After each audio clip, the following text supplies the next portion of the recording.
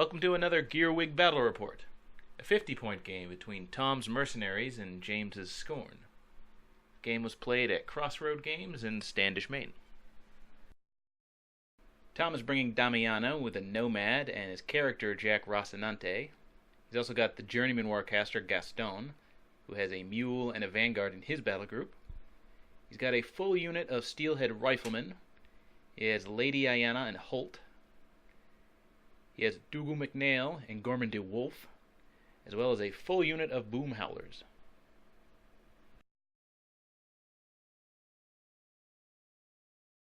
James is bringing Epic Xerxis again. His battle group consists of a Bronzeback, a Krea, he has an Archidon, and the character beast Tiberion. He has a minimum unit of Beast Handlers. He has a maximum unit of Swordsmen. He has a max unit of the Satrati. He has the Tyrant and Standard Bearer unit, and a Void Spirit on the left. Tom deploys like this, with Ayanna and Holt, as well as the Riflemen all along the bottom. Rocinante's down there as well. His Caster and Nomad are in the center, followed by the Boom Howlers, and Gaston and his battle group are taking the upper flank. James deploys his Satrati along the bottom. Xerxes and his battle group are all bunched up in the middle with the Beast Handlers behind them. And his unit of swordsmen are taking the top.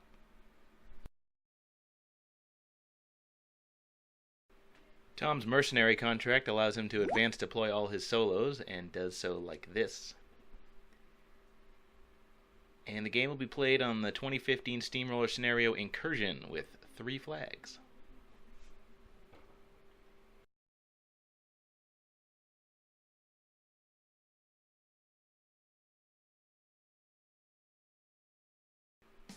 Damiano allocates 1 focus to each of his jacks, and so does Gaston. The Vanguard activates and spends his focus to run.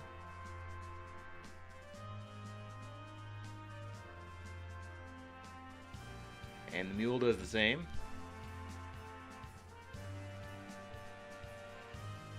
And Gaston activates and advances.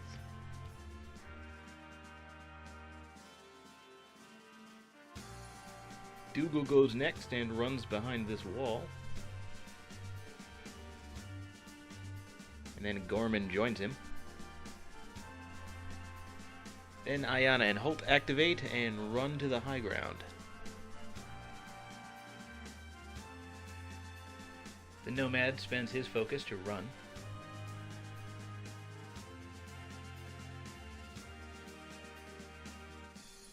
Damiano then activates. He casts Surefoot on Boom Howler. Boom Howler and every friendly model within 3 inches of him will get +2 defense and be immune to knockdown. Good when you're making a bunch of tough rolls. Rocinante spends his focus to run. Boom Howler uses his Call of Defiance, giving his whole unit 4 up tough, and then they run.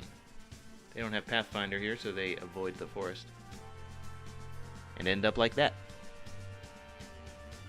And lastly, the Steelhead Riflemen run.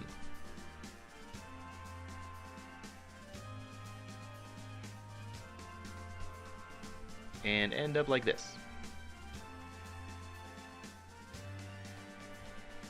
That's the end of Tom's first turn.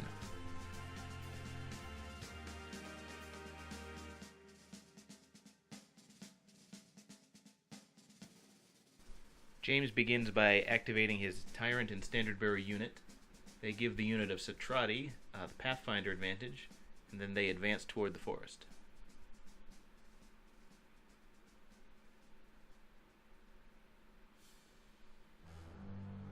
The Satrati then activate. They take the Shield Wall order and advance into the forest.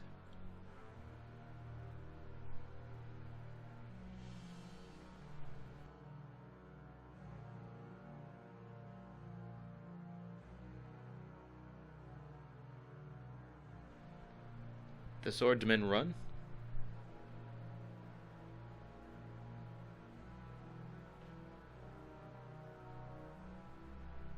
Ending up in a blob around the flag like that.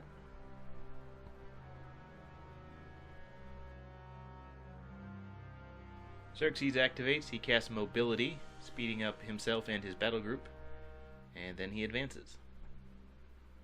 He holds on to 3 fury. The Kriya advances toward Xerxes and then uses her Animus, which gives a defensive bonus to nearby models against ranged attacks. So it'll affect Xerxes as well as herself. Tiberion is forced to runs ahead of Xerxes.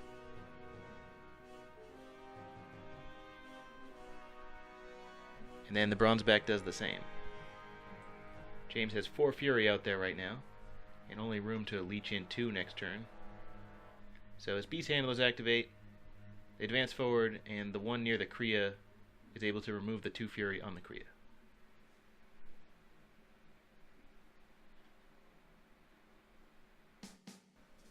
The Void Spirit runs. It's incorporeal, so it can run through other models.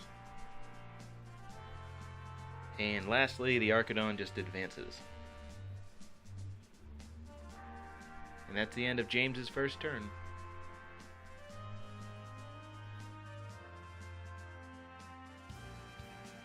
Damiano spends 1 focus to upkeep Surefoot on Boomhowler, and allocates 2 focus to Rocinante. He keeps the rest.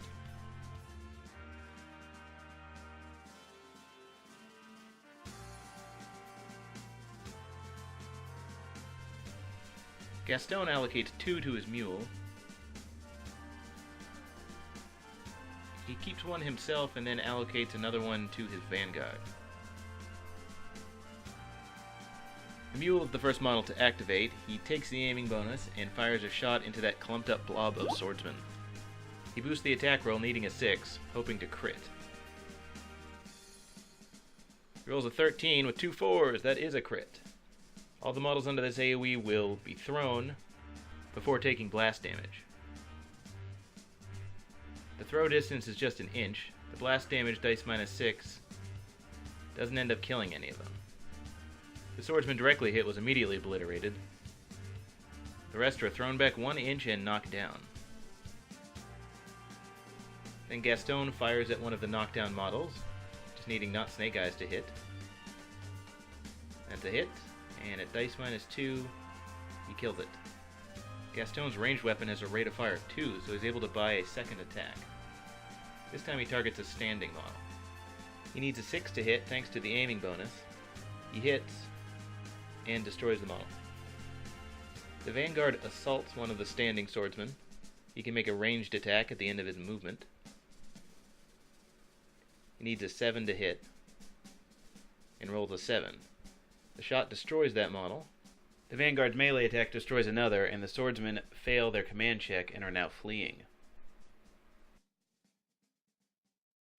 Dougal then activates. He uses his artillerist action on Rocinante to give him +2 to his attack roll, and then uses double powder ration to give everyone nearby +2 to their range. Damiano activates, and he spends 2 focus to cast Deadeye on the riflemen, giving them an additional die to their ranged attack rolls. He then spends 2 of his coins to hand out steelhead buffs.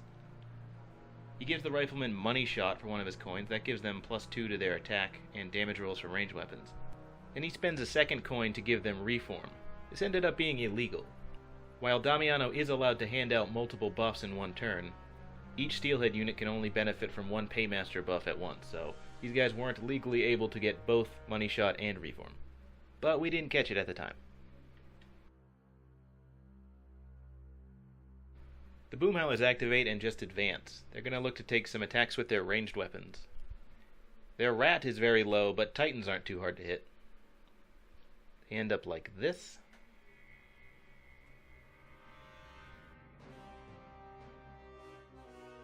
They start firing at the Bronzeback, needing 8s to hit. The first one hits, rolling dice minus 7 for 2 damage. The second one hits as well, but this time does no damage.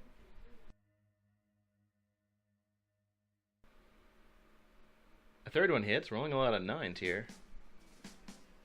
Minus 7 for exactly 0 damage.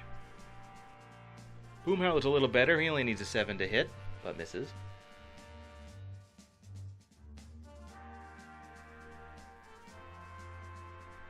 Another hit, and a dice -7, 1 more damage. Another Boom Howler hit. These guys are incredibly accurate today for some reason. But still no damage. The last Boom Howler in range takes a shot, needing an 8. He rolls a 9 because they've all rolled 9s, but at dice -7 he does no damage. Gorman DeWolf advances up. Thanks to the double powder ration, he can throw his bombs a little farther, which makes sense if you don't think about it. He targets Tiberion with a black oil bomb, and he's just within range, needing a 6 to hit. He rolls a 7. The AoE also clips Xerxes, so now both he and Tiberion are blind and will have to sacrifice their movement or action next turn, so that sucks. Rocinante fires a boosted shot at the bronze back. With Artillerist and the aiming bonus, he only needs not 1s. So he doesn't roll 3 1s. Then at dice -5, he does 5 damage. Now the illegally buffed riflemen advance forward, looking to take some shots against the Satrati. And they end up like this. The first rifleman fires at the standard bearer, needing a 6 thanks to Money Shot, and rolls an extra die thanks to Deadeye and hits. Rolling dice -1, it does enough to destroy the standard bearer. 2 of the riflemen make a combined ranged attack against one of the Satrati that they can see. Thanks to double powder ration, they are both within range. They're effective rat 9 when they combine. His defense is 14 in the wood, so they need a 5. They hit, rolling dice -5 thanks to the shield wall, and they do 2 damage. 2 more combine to fire into the bronzeback. Needing anything but 1s, they hit. Rolling dice -4, they do 5 damage. 2 more pair up and fire into the bronzeback. They hit, rolling dice -4 for 4 damage. 1 last pair also hits, and a dice -4 does 4 more damage. They then take their illegal reform moves to illegally move 3 inches back like this into this final illegal position illegally. Not legal. Ayana and Holt go next. Holt advances forward, Ayana follows. Holt declares a shot at the Tyrant, who's just towing into the forest. He is barely in range and needs a 6 to hit. His first attack misses. The second one hits. We'll roll dice -4 for 1 damage. And that's the end of Tom's second turn.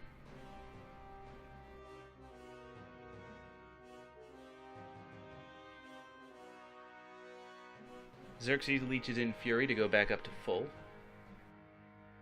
The Tyrant activates. He gives Pathfinder to the unit of Satrati, then he advances. The Satrati then activate. They take the shield wall order and advance through the forest without having to slow down. And end up like this.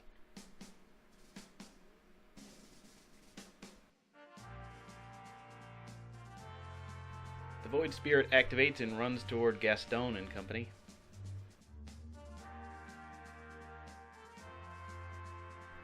The Beast Handlers advance into a position where they can enrage both the Bronzeback and the Archidon.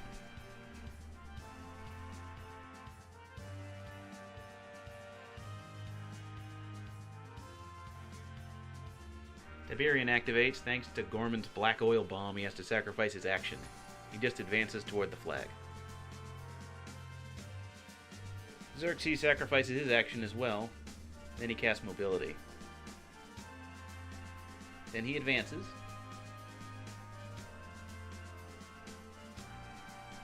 He's hoping to squeeze between these two models, and he just barely can. And he ends up like that. He then casts Paralytic Aura, the Animus for the Kriya, to give himself a defensive bonus. The Archidon goes next. He's enraged, so he must charge. He charges Gorman.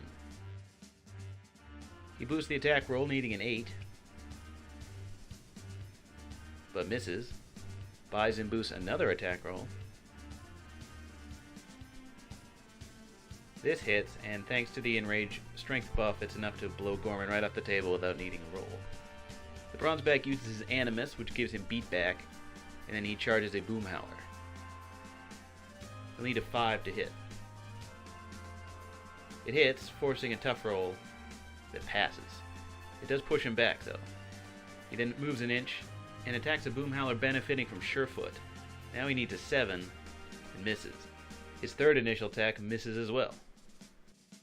He buys an additional attack that misses, which means change out the dice.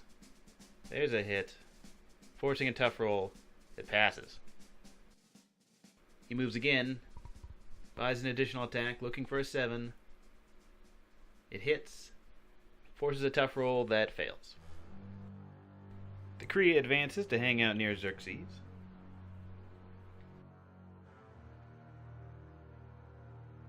The swordsmen stand up and then pass their command check. And that's the end of James's second turn.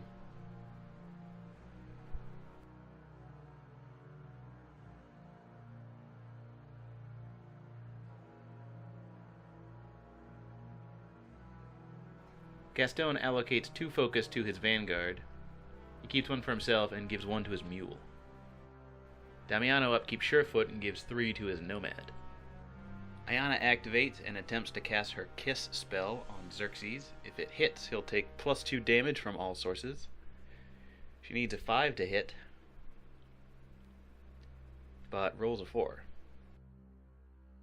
Holt fires at the Tyrant. With the aiming bonus, he'll need a 4, and hits, rolling dice -4 for 5 damage. He hits again rolling dice -4, but does 0 damage. Gaston takes the aiming bonus and fires his magical pistol at the engaged Void Spirit. Needing an 11, he hits and destroys it.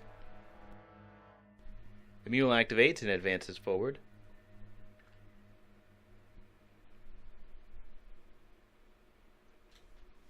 He targets a swordsman with his shot.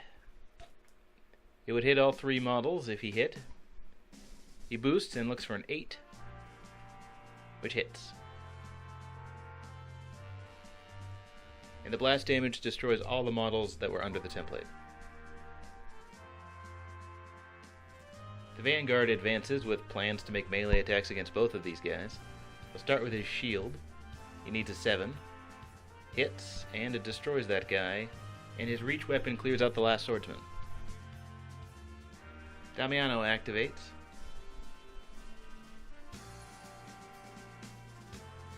He casts Warpath on himself to allow his jacks to advance if he destroys models.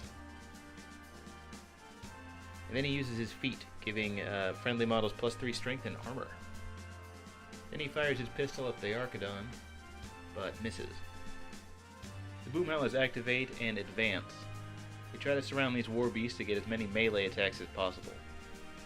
A couple in the back are not able to engage. And they end up about like this.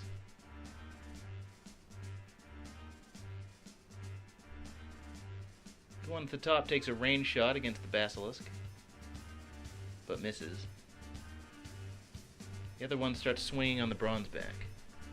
Needing 6s to hit, we've got a miss. The second one does hit. With defeat, they'll be rolling dice -4 for damage, for 2 damage. Boom Howler himself attacks the Archidon. He'll need a 7 to hit. He does. He'll be rolling dice -2 thanks to the feat, for 8 damage. The last 3 Boom Howlers combine on the Archidon. They hit, rolling dice +1 for 8 damage. Dougal activates and gives the Artillerist bonus to Rocinante. Rocinante will then activate. He'll take the aiming bonus, which brings him up to an effective rat 10, and fires at the engaged Bronzeback, whose defense goes up to 16 with the firing into melee penalty, so he needs a 6. And he hits. Dice -5 on the Bronzeback does 0 damage, and the nearby trolls take no damage thanks to the armor buff from the feat. The Nomad advances within range of the Bronzeback. He needs a 6 to hit and boost the attack roll. He hits. With the feat, he's rolling dice +1 for 6. He buys an attack that hits, Dice plus 1 is for 12 this time, and that'll kill the bronzeback. This allows one of Damiano's warjacks to take a 3-inch warpath move.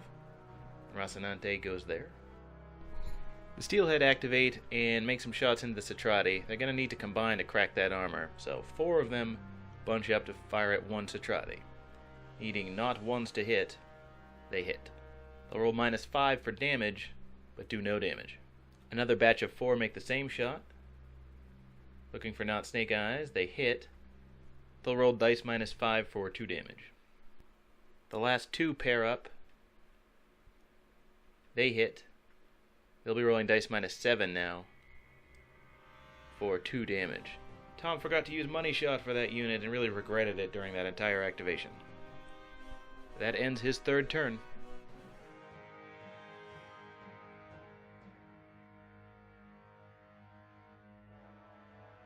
Xerxes starts his turn by leeching up to his max. The Tyrant activates and then gives the Satrati unit Pathfinder.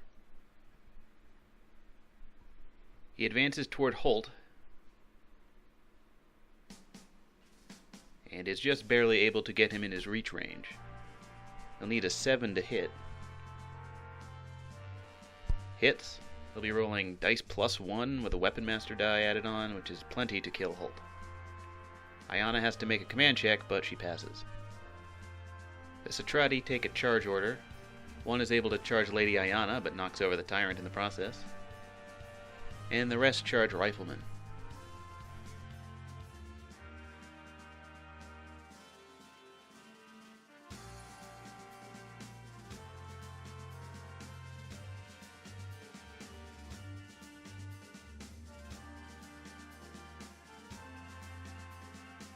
The one charging Ayana will need an 8 to hit, the rest will need 6s. The attack roll against Ayana misses. Then an attack against a Rifleman misses. Then another one hits. Rolling Weapon Master damage, it'll obliterate every Rifleman it hits. Another hit, and another dead Rifleman. The Beast Handlers activate. One advances toward the Archidon in order to heal it, and the other 2 advance in such a way as to contest the flag. Xerxes activates and uses his feat, which gives his entire army the Signs and Portents effect. Then he tries to cast Stranglehold on Rocinante, needing a 5 to hit, but misses even with the feat bonus. Xerxes casts the Archidon Sprint Animus for free and then takes a whack at a troll.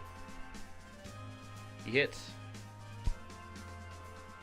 Easily does enough damage to cause a tough roll that fails.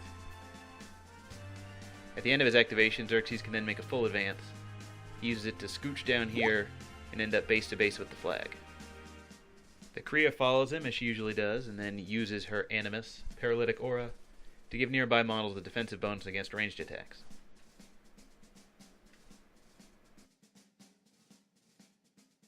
The Archidon activates and casts Sprint on himself, hoping to get out of here.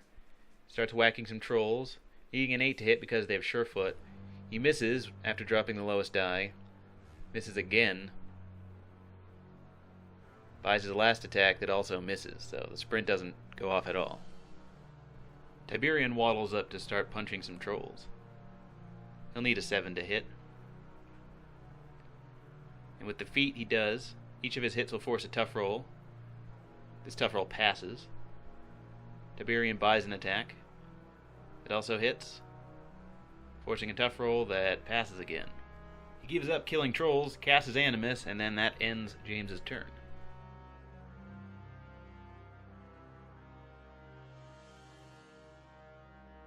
Damiano starts the turn by upkeeping Surefoot. He keeps 2 focus for himself and allocates 3 to Rocinante. Gaston allocates 2 to his mule and keeps 2 for himself. The Vanguard activates first and advances toward the contesting Beast Handler. I'll need a 7 to hit him. He does, and that will automatically destroy him. Gaston casts Fire Group, giving his battle group +2 range. Then he advances such that he's base to base with the flag. He takes a shot at the Beast Handler, needing an 8. He rolls Boxcars, and that will outright destroy it. Mule advances, he takes a shot at the last beast handler, boosting the attack, needing an 8. Hits and obliterates the last beast handler, clearing that flag for Gaston.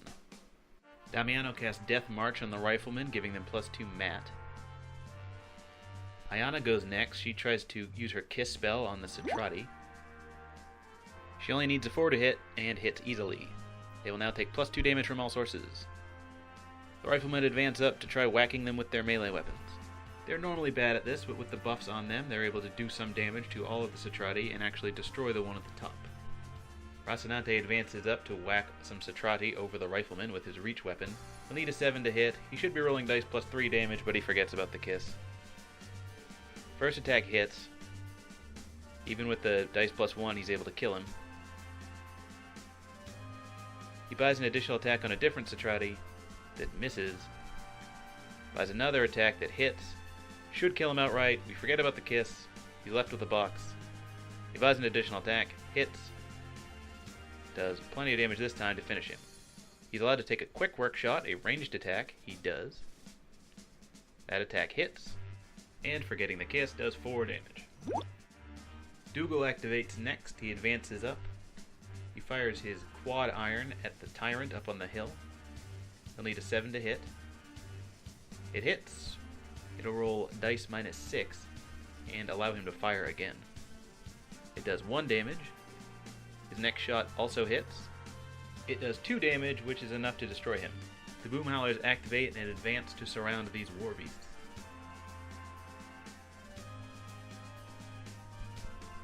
They end up like this. Boom Howler and one of his buddies will make a combined melee attack against the Archidon, which gives them a 5 to hit. They exactly hit. They're rolling dice -3 for 1 damage. 2 more pair up, but miss. Another swings on Xerxes, but misses. And the last one swings on Xerxes, hits. And rolling dice -7 is able to do 3 damage. The Nomad advances up to the Archidon to make his 1 reach attack against it, needing an 8. He hits, rolling straight dice. Does 9 damage, leaving the Archidon with 1 box. But Gaston scores the flag, putting a very serious clock on this game.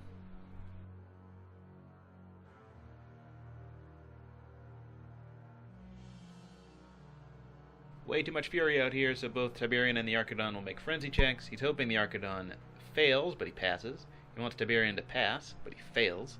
Tiberian's frenzy attack smashes a troll. That troll will take way too much damage. You don't even have to roll the damage. Don't even bother rolling the damage. Okay, roll it anyway. Here comes a tough check. Oh, he's tough. What a waste of an activation by Tiberian. The Citrati advance toward Riflemen, but in the process, they provoke a free strike. That free strike hits. It'll be rolling dice -7 and do 2 damage, so it does not kill him. 2 of the Citrati combine on Ayana, needing a 6 to hit. They hit. Dice +2 on the damage roll will easily destroy her. The last Citrati swings on Rocinante. He hits. He rolls dice -7 and does 4 damage. Xerxes activates. He casts Ignite on himself for +2 damage. He casts the Sprint Animus on himself for free. Swings on a troll, needing a 4. He hits, automatically provoking a tough roll that fails.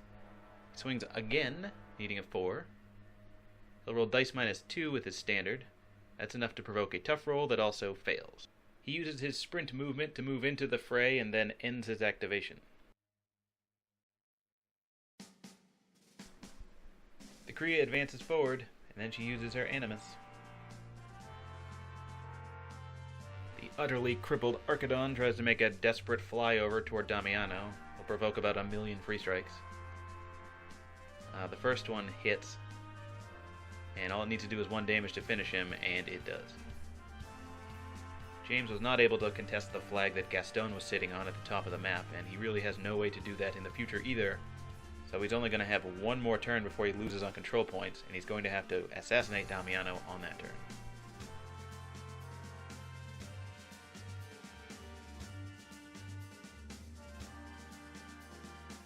Gaston allocates 2 focus to his mule and keeps 2 for himself. He then remembers that his riflemen get vengeance moves because they had that Death March ability, so we handle those now.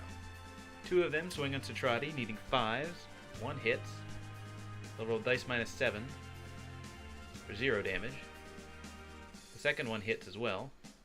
He'll roll dice -7 and do 2 damage. 2 more swing on Xerxes. 1 misses. The second one hits, but rolling dice -10, he won't do any damage.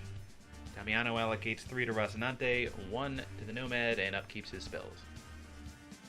Gaston casts Fire Group again and then advances a little bit. The Mule activates and advances to fire a shot at Xerxes. Unbeknownst to Tom, if he hits Xerxes with this attack, Tiberion can just shield guard it. The Mule needs a 10 to hit and boost the attack roll. The attack hits. Tiberion suffers the damage roll at dice -7 for 0 damage.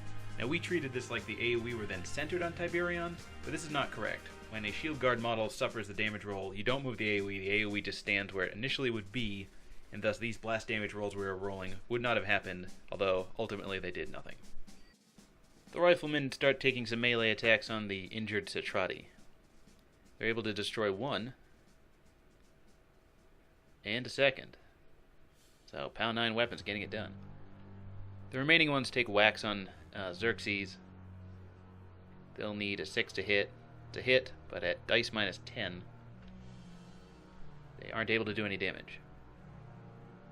Another one hits, but again, no damage. Rocinante then starts taking some melee attacks on Xerxes, needing 6s. He hits. He boosts the damage roll. Dice -2 for 9 damage. He buys an attack that hits. He boosts that damage roll. Again, dice -2. He'll do 10 damage this time, and James has to transfer it to Tiberion. Dougal takes the aiming bonus and fires into melee at the last Citrati, needing a 7 to hit.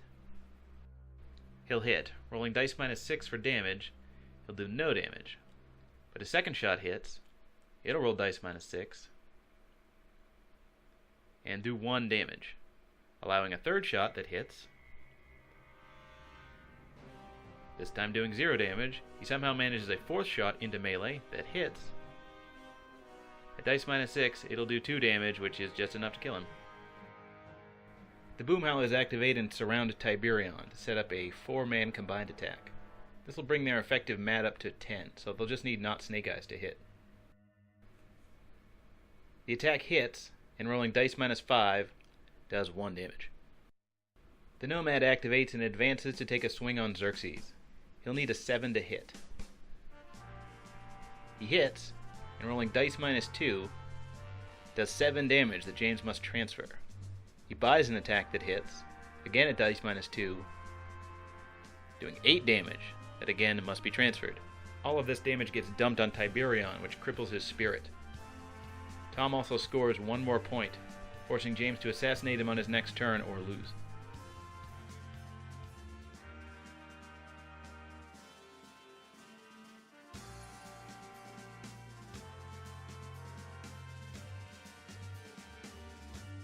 Xerxes activates and heals Tiberion's spirit. He then makes a melee attack against a rifleman, hitting him and automatically destroying him. He'll take a second initial attack on a different rifleman. This also hits, automatically destroys him. He fires off a stranglehold at Damiano. If he hadn't healed Tiberion, he would have been able to cast this spell twice, although the odds of him hitting would have been low. He boosts the attack roll, needing a 10. It hits, he doesn't boost damage, and at dice -5, it does no damage. He uses his mount attack to clear out another rifleman, hopefully opening up a lane for his Kriya. She advances, looking to draw a line of sight to Damiano. But unfortunately, with all these models in the way, there's no shot to be had, and she can't make an attack. James' only other model, Tiberion, can't get there at all. He can't trample over these medium-based models, he can't get past the heavy, and he can't get through that wall. This effectively ends the game, as Tom will score at the end of this turn and at the end of his own turn. This game turned early when Gaston and his battle group destroyed that entire unit of swordsmen at the top of the map. I love all these new journeyman warcasters. The ability to use focus and fury out on the flanks like this is very powerful. When you're matched up against a high defense unit, you can boost your attack rolls. If it's high armor, you can boost your damage. They're very versatile, and they can usually overcome whatever problems they're up against. Their really only weaknesses are those assassination type solos that can knock the journeyman off really quickly. So if you watch out for those, you can really get a lot done. The Boomhowlers with Surefoot ensured that James would never score any of the other flags. They are an excellent, excellent tar pit unit. Being tough on a 4+ and then not even getting knocked down is great. And they ate up some really valuable attacks like that Tiberian Frenzy that did nothing. And oh man, they were exceptional and made it so Tom never really had to worry about any of the other flags. James was trying something new in only his second game with Xerxes. He was trying to bond him to the Archidon to give him that sprint animus for free. Usually Xerxes is just bonded to that Kriya so he can cast that defensive bonus turn after turn for no fury, and that's fine. But James wanted to try this sprint animus out using Xerxes for these hit and run attacks. Though as a cavalry model, Xerxes can already make ride-by attacks. He can do his attacks and then move back, or move forward a little, make his attacks, and then move the rest of his movement. And with mobility, that's a lot of movement. So adding sprint on top of that is a little bit redundant. It would allow him to charge, because you can't charge and do a ride-by attack. He could charge, murder some guys, do a bunch of impact attacks, do some cool Xerxes stuff, and then sprint away. Unfortunately, as James is finding out in his early games with Xerxes, he gets gummed up really easily. Once he gets into the action, he's engaged by a million models. There's nowhere for him to go. Even though he's really fast, he's just clogged up.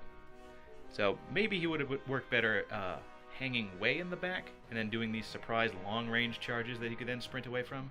I think instead of being like a front-line caster, if James had treated him as sort of a back-row buff caster that gets in the action as the game winds down, he might have had a little bit more luck. Anyhow, thank you for watching. For more battle reports, articles, and guides, go to Gearwig.com. You can email me at boss@gearwig.com or check out our Facebook or Twitter pages. If you want to help the site, tell a friend and subscribe to our YouTube channel. Thank you.